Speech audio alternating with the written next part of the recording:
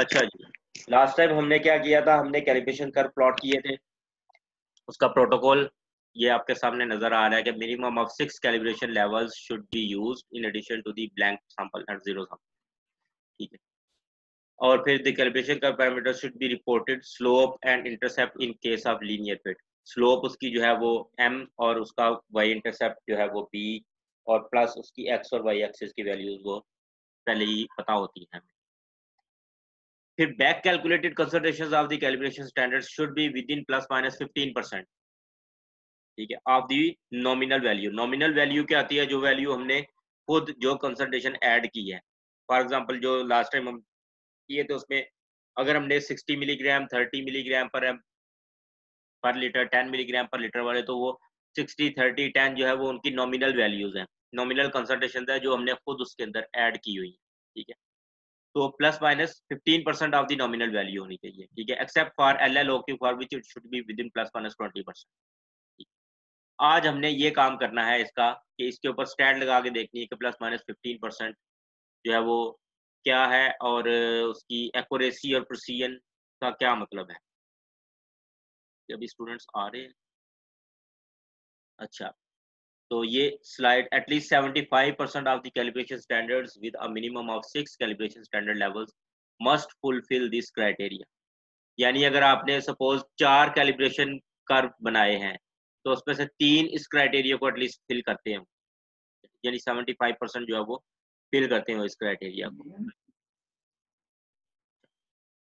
ये last time हमने Excel के ऊपर मैंने आपको शीट दी थी शायद ये, तो इसकी आपने कैलकुलेशंस करनी थी, सारी की सारी आपने कर ली हैं कैलकुलेशंस, बैक कैलकुलेटेड कंसल्टेशंस। चले अगर नहीं की हुई तो ये 3 की तो कर चुके हैं, बाकी 2 की भी फौरन कर लेते हैं हम, कि इस तरह लेके इसको कैलिब्रेशन यार काका पापा को खुलवाना भाई, नहीं तो खोल दे यार।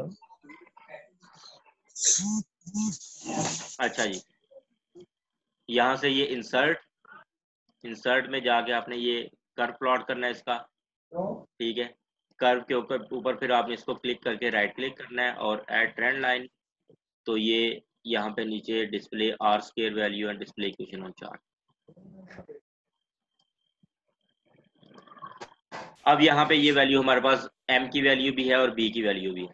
ठीक है, ये वैल्यूज हमने ये m की वैल्यू इधर लिख दी। m की क्या वैल्यू आ रही है? 9332। b की वैल्यू है 790.57, 790.6। ठीक है, यहाँ पे हमने ये फार्मूला लगाया हुआ है पहले ही, आपको याद होगा कि ये जो इक्वेशन इधर कहीं लिखी थी, ये वाली equation y equal to mx plus b, ये वाली इक्वेशन। तो इसी इक्वेशन का हमने फार्मूला बना के तो यहाँ पे ये लगाया हुआ है पहले। तो इसी को अगर हम कॉपी पेस्ट कर लें नीचे, तो ये सारे, यानी यहाँ पे ये फार्मूला लगा है, यहाँ पे परसेंटेज कैलकुलेट कर रहा है कि ये उसकी कैलकुलेटेड कंसंट्रेशन है 60.2, ये उसकी एक्चुअल कंसंट्रेशन है। तो एक्चुअल कैलकुलेटेड को एक्चुअल से डिवाइड करके 100 से मल्टीप्लाई करें, तो ये उसकी परसेंटेज रिकवरी आ जाएगी उसकी, कि कितने परसेंट उसके अंदर ड्रग जो है वो हमें, हमने कितनी डाली थी और वो जितनी बता रही है, और जो वो मेथड या ये कैलकुलेशन कर बता रहे हैं वो कितने परसेंट है उसकी नॉमिनल कंसंट्रेशन से। ये ऑब्जर्व कंसंट्रेशन है, ये नॉमिनल कंसंट्रेशन। ठीक है, इस पूरे को हम इसी तरह अगर कॉपी करके यहाँ पे पेस्ट कर लें। हाँ, ये क्या हुआ है, यहाँ पे वैल्यूज नहीं दी हुई है। अच्छा, इसका एक तरीका तो ये है कि जो पहले हम करते आ रहे हैं कि यहाँ से इस पूरे को कॉपी पेस्ट कर लिया नीचे। दूसरा एक और भी मैंने आपको मेथड बताया हुआ था कि आप इन दो वैल्यूज को फिक्स कर लें। m क्या है, यानी ये d और e की वैल्यू यहाँ पे आप फिक्स कर लें, c को फिक्स ना करें। कैसे फिक्स करेंगे? ये e के ऊपर ला के आप F4 प्रेस करें अगर, तो ये एक डॉलर साइन दोनों के साथ लगा दिया, मीन कि अब ये वाली वैल्यू फिक्स होगी। इसी तरह इसके ऊपर भी आप 4 प्रेस करेंगे तो ये फिक्स होगी। अब ये है कि जब इस फॉर्मूले को नीचे कॉपी पेस्ट करेंगे तो उसमें सिर्फ c की वैल्यू चेंज होती रहेगी, ये d और e जो है ये 30 वाला ही रहेगा, यानी d और e की यही वैल्यू रहेगी। इसको ये नीचे ले आए, अब ये कैलकुलेशन ठीक होगी। ठीक है, और साथ ये फार्मूला भी लगा ही हुआ था तो सारा कुछ ठीक है। अब इसमें देखें, अगर यहाँ पे पहले वाले में देखें तो ये 102.5% जो है वो 0.25 मिलीग्राम वाली कंसंट्रेशन बता रहा है, यानी 0.25 हमने ऐड की थी, इसमें डाली थी 0.3 या 0.3 से कुछ और ही होगी, 0.26 है यानी, ठीक है। तो ये काफी क्लोज है, तो 102.5% इसकी ऑब्जर्व्ड हमें जो है इसकी रिकवरी आप कह सकते हैं कि बैक कैलकुलेटेड कंसंट्रेशन 102.5% है इसकी। यहाँ पे 74.1% है, ठीक है। ये वाली जो है ये हमारी एक्सेप्टेबल रेंज के अंदर है। हमने कहा था कि ±15% होना चाहिए, तो ये ±15% के अंदर ही है, ये 15% के दरमियान में नहीं है, ये 116% चला गया, 15% से ऊपर चला गया ये, ठीक है। अब यहाँ पे अगर आए तो ये वाला ±15% से बाहर है, ये अगर 85% तक होता तो वो -15% था, अगर उससे नीचे आ गया तो इसका मतलब है कि हमारी एक्सेप्टेबल रेंज से बाहर चला गया, ठीक है। उसके बाद फिर ये आखिरी कर्व है, इसको भी प्लॉट कर लेते हैं, फिर अगली कैलकुलेशन करते हैं। इंसर्ट की तरह ये ग्राफ प्लॉट किया हमने, के ऊपर रख के एड ट्रेंड लाइन से display R situation and R सबकी अगर आप देखें तो आर्स की वैल्यू 0.999, 8.9999, 0.999, 8.995, तो सारे बड़ी अच्छी इनकी आर स्केयर वैल्यू। अब यहाँ पे एम की वैल्यू क्या है 9155.8 और बी की वैल्यू है 1154.8। फिर उसी तरह हम ये फार्मूला कॉपी पेस्ट करेंगे,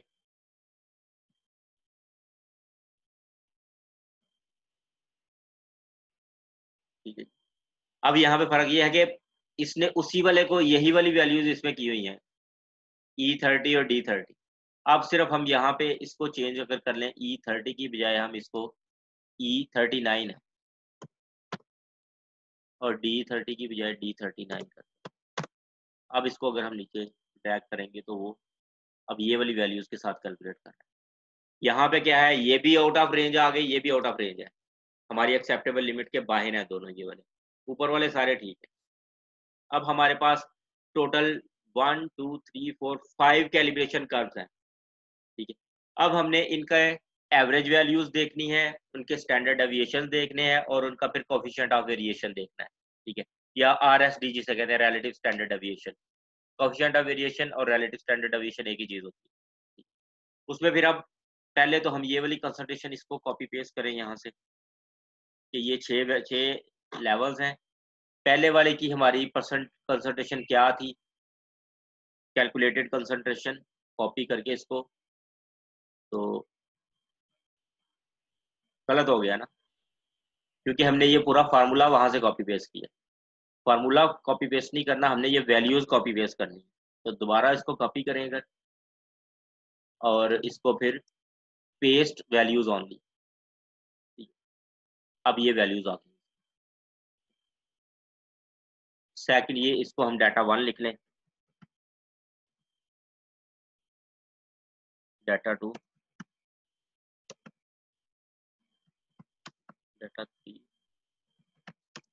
डाटा 4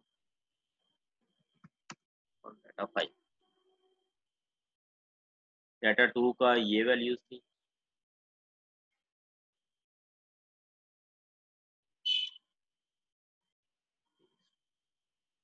बी की ये,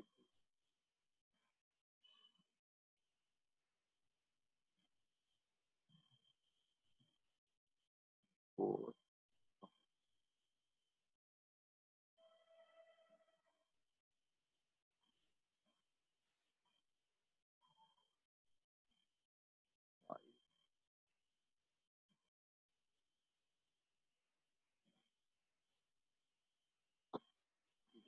अब ये 5 डाटा सेट्स की हमारे पास वैल्यूज आ गई। तो जरा बॉर्डर लगा लें,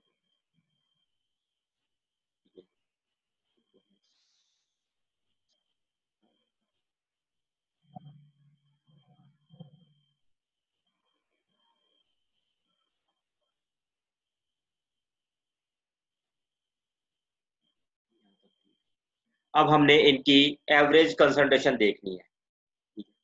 एवरेज कंसंट्रेशन, स्टैंडर्ड डेविएशन की इक्वेशन आपको पता क्या है, summation of x minus x bar square over n minus 1 whole under root। तो यहाँ पे मैं कैसे लिखूँ?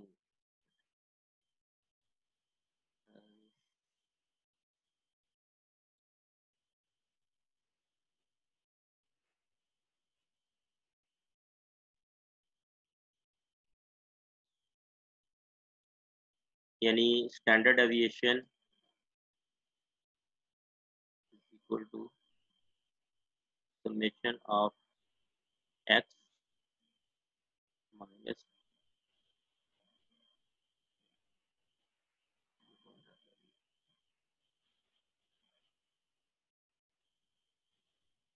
x bar इसका स्क्वायर डिवाइडेड बाई n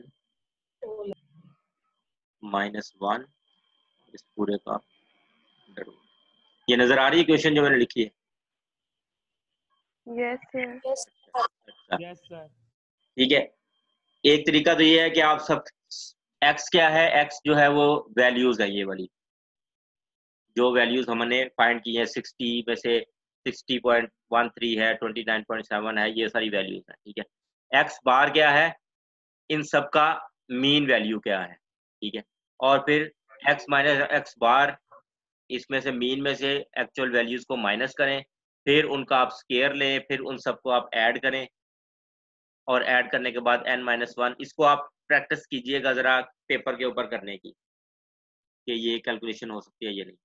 दूसरे नंबर पे जो एक और तरीका है इसका,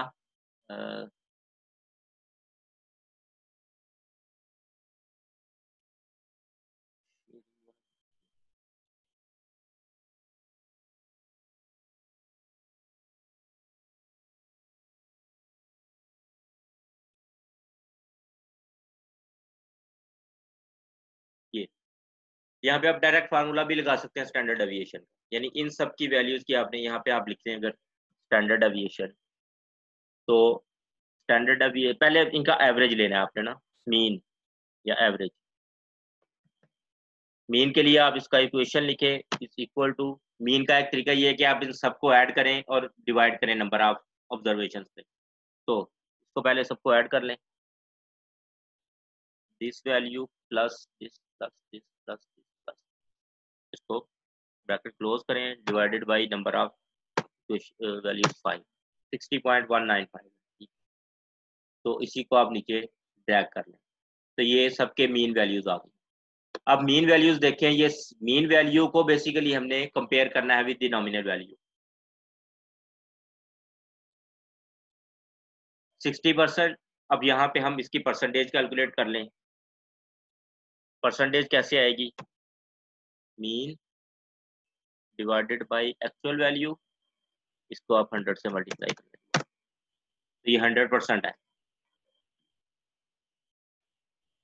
यहाँ तक ये ठीक है, ये 79.3 है, मीन के ये यहाँ तक जो वैल्यूज हैं ये प्लस माइनस 15% है। ये वाली जो वैल्यू है ये 15% से कम है, यानी ये 80% से भी कम है, 20% से भी ज्यादा डिफरेंस है। तो वो जो उस इक्वेशन उसमें जो मैंने बताया था आपको,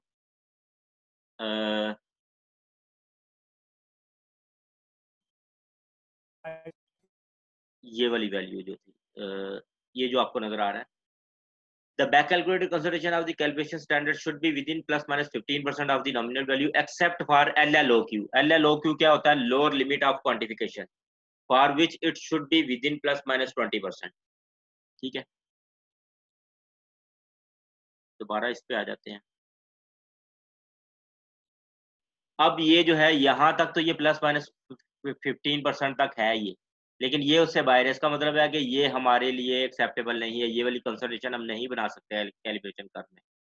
ठीक है, ये तो आगे इनकी एवरेज। अब हमने इनका स्टैंडर्ड डेविएशन कैलकुलेट करना है, और फिर उस स्टैंडर्ड डेविएशन से हमने इसका वो कैलकुलेट करना है relative standard deviation. Standard deviation का एक तो मैंने जो क्वेश्चन लिखवाई, दूसरा भी आप कर सकते हैं कि इसको आप मीन में से माइनस करें, ठीक है, इन दोनों का डिफरेंस लें और उन सारे के डिफरेंस को आप ऐड करें, फिर उसको आप नंबर ऑफ ऑब्जर्वेशन पे डिवाइड करें। दूसरा ये कि डायरेक्ट आप फार्मूला भी लगा सकते हैं स्टैंडर्ड डेविएशन का।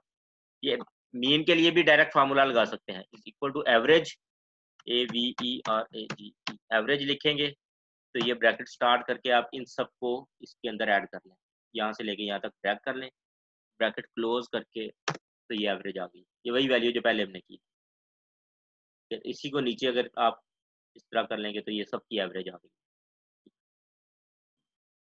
अब हमने स्टैंडर्ड डेविएशन कैलकुलेट करना है।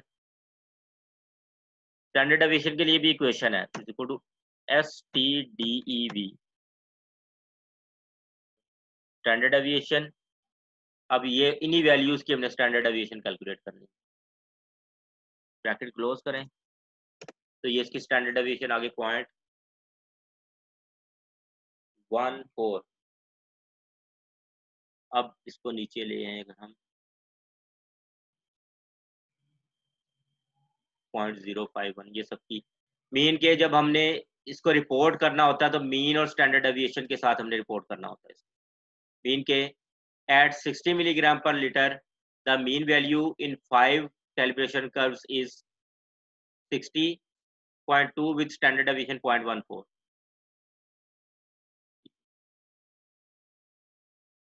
अभी तक लोग आते जा रहे हैं, थोड़ा सा उधर मुझे बार बार करना।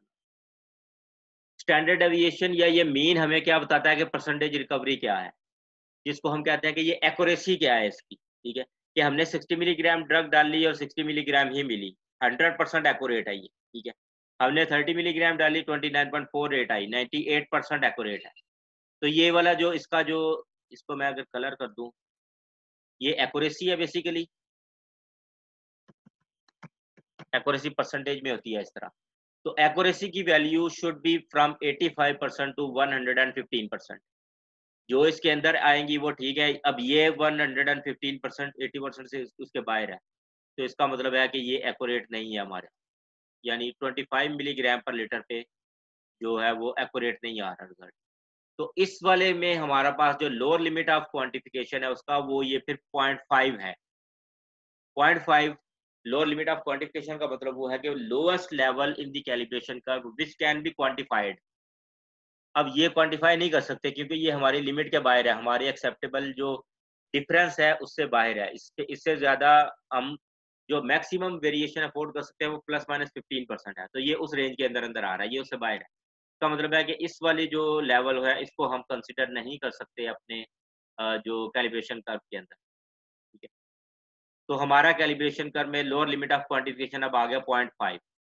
अब ये क्योंकि लोअर लिमिट ऑफ क्वांटिफिकेशन है तो इसके लिए हमारी लिमिट ±20% है, यानी जो सबसे लोअर लेवल है। अब हम अगली दफा अगर कैलिब्रेशन कर्व प्लॉट करेंगे तो वो 0.5 से स्टार्ट करके तो 60 या इससे ऊपर एक कंसंट्रेशन और ले जाएंगे, या इनके दरमियान में एक कंसंट्रेशन और ऐड कर लेंगे, क्योंकि 6 लेवल्स हमने करने होते हैं, ठीक है।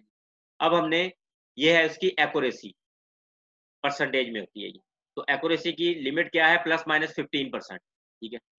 उसके बाद हमने प्रिसीजन करनी है इसकी।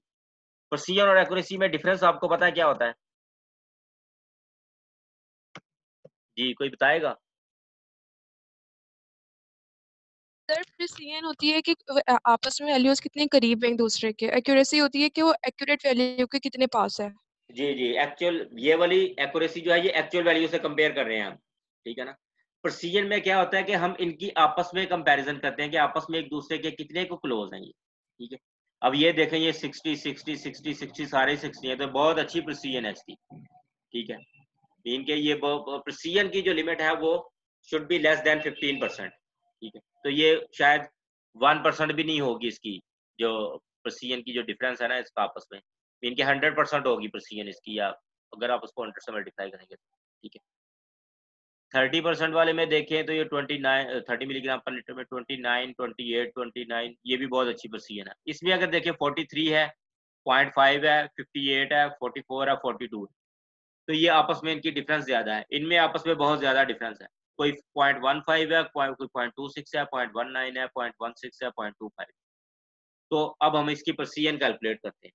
प्रिसीजन बेसिकली क्या होता है कि आप स्टैंडर्ड डेविएशन को मीन पे डिवाइड करते हैं तो उसको 100 से मल्टीप्लाई करें तो वो प्रिसीजन हो। स्टैंडर्ड डेविएशन हम कैलकुलेट कर चुके हैं, मीन भी कैलकुलेट कर चुके हैं, तो प्रिसीजन क्या होगी फिर, यहाँ पे प्रिसीजन लिखते हैं, प्रिसीजन है ये ये एक्यूरेसी है तो हम परसेंटेज। अब हम यहाँ पे प्रेसिजन मीन के इसकी इक्वेशन क्या बनती है, equal to this standard deviation divided by average multiply by 100, 0.23%। ठीक है, बहुत ही अच्छी प्रेसिजन है। तो ये 15% से ज्यादा नहीं होनी चाहिए ये वैल्यू। अब ये देखते हैं कि किसमें 15% से ज्यादा गई। अब ये देखें प्रेसिजन इसकी, जिसमें क्लोज वैल्यूज है उसकी 1%। ठीक है, 10 वाले में 1.78, इसमें थोड़ा डिफरेंस ज्यादा है। 1 वाले में 0.94 भी है, 105 भी है, तो वेरिएशन आपस में ज्यादा है, तो ये थोड़ी ज्यादा। इसमें अब वेरिएशन आपस में और ज्यादा है, तो ये भी है प्रिसाइज, ये बिल्कुल एंड पे है, ये एज पे है। ये प्रिसाइज नहीं है क्योंकि इसकी जो परसेंटेज है वो 15% से ज्यादा हो गई है। अब ये क्योंकि पहले ही हम निकाल चुके हैं इसे, ये तो हमारी उसमें आता ही नहीं है क्योंकि ये कैलिब्रेशन कर्व में ये क्वांटिफाई नहीं कर पा रहे, क्योंकि इसकी एक्यूरेसी भी ठीक नहीं थी। परसेंटेज में एक्यूरेसी इसकी कितने परसेंट आ रही थी, 79%, और इसकी प्रेसिजन भी 26% है। ये दोनों वैल्यूज आउट ऑफ रेंज है। तो इसका मतलब है कि ये वाली जो कंसंट्रेशन है ये हम क्वांटिफाई नहीं कर सकते, फिर इससे ऊपर वाली कंसंट्रेशन क्वांटिफाई कर सकते हैं। ठीक है, इसके लिए अब हमारे पास जो है ना वो जो एक्सेप्टेबिलिटी है वो ±20% है। यानी ये अगर 80% से 120% के दरमियान एक्यूरेसी होगी तो वो ठीक है। इसके लिए भी equal to or less than 20%। ये अगर प्रेसिजन इसकी 20% से कम होगी तो फिर ये एक्सेप्टेबल है। अगर हम कोई और कैलिब्रेशन कर्व प्लॉट करते हैं, यानी 5 और कैलिब्रेशन कर्व प्लॉट करते हैं यही वाली वैल्यूज यूज करके, और उनमें से जो 0.5 वाली है वो सारी की सारी वैल्यूज हैं वो एक आ जाती है 118% उसकी एक्यूरेसी आ जाती है, और प्रेसिजन उसकी आ जाती है 17 पॉइंट समथिंग %, तो वो एक्सेप्टेबल है। लेकिन अगर ऊपर वाली किसी कंसंट्रेशन में ±15% या ये वाली वैल्यू लेस देन 15% होगी, इनमें 20% की गुंजाइश नहीं है। 20% की छूट सिर्फ सबसे लोअर लेवल के लिए। यानी ये जो इसको अगर मैं कलर करूं,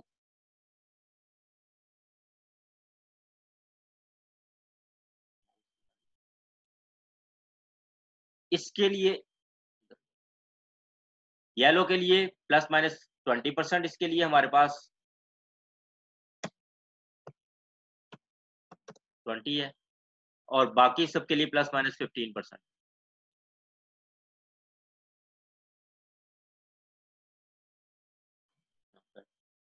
तो इन सब के लिए 15%। लोअर लिमिट ऑफ क्वांटिफिकेशन के लिए, अब ये हमारा लोअर लिमिट ऑफ क्वांटिफिकेशन है एल।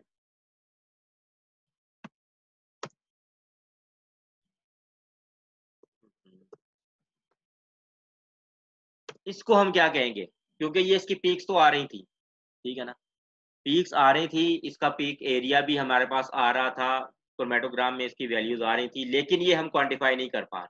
तो इसको हम कहते हैं कि ये इसकी लिमिट ऑफ डिटेक्शन है, एलओडी। लिमिट ऑफ डिटेक्शन वो वाली कंसंट्रेशन है जो के पीक दे रही है, जिस जो क्रोमेटोग्राम में जिसकी पीक नजर आ रही है और वो उसका एरिया भी दे रहा है क्रोमेटोग्राम, तो वो लिमिट ऑफ डिटेक्शन है। ठीक है, अगर उस एरिया की मदद से हम उसकी कंसंट्रेशन को क्वांटिफाई कर पा रहे हैं तो फिर उसका लिमिट ऑफ डिटेक्शन है, सॉरी लिमिट ऑफ क्वांटिफिकेशन है, लोअर लिमिट ऑफ क्वांटिफिकेशन। अगर क्वांटिफाई नहीं कर पा रहे, सिर्फ पीक नजर आ रही है, तो इसमें इस वाले केस में 0.25 लिमिट ऑफ डिटेक्शन है, 0.5 उसका लोअर लिमिट ऑफ क्वांटिफिकेशन है। इसके लिए हमारे पास जो क्राइटेरिया ±20% है, बाकी सबके लिए ±15% होना चाहिए फॉर एक्यूरेसी। जी कोई क्वेश्चन है इसमें?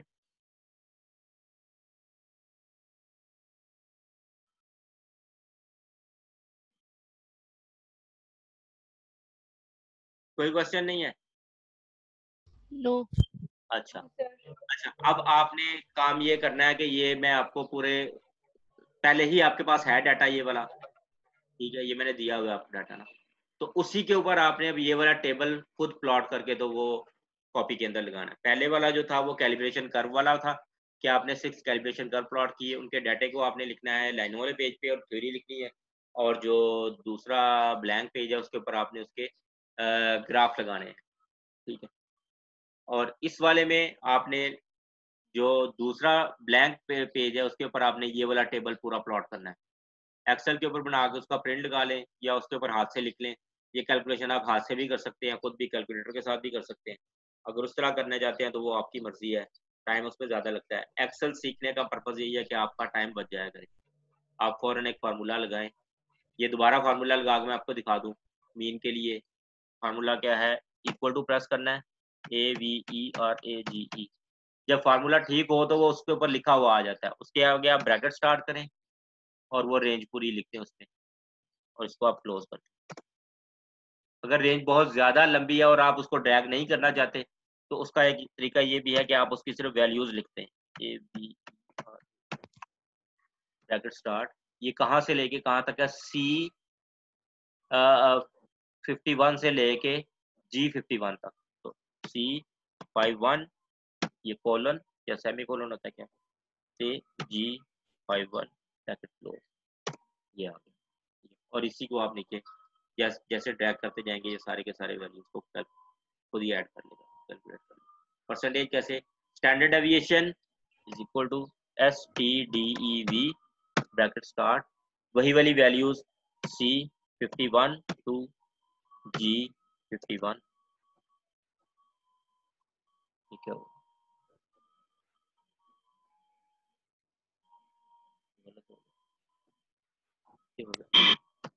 STDEV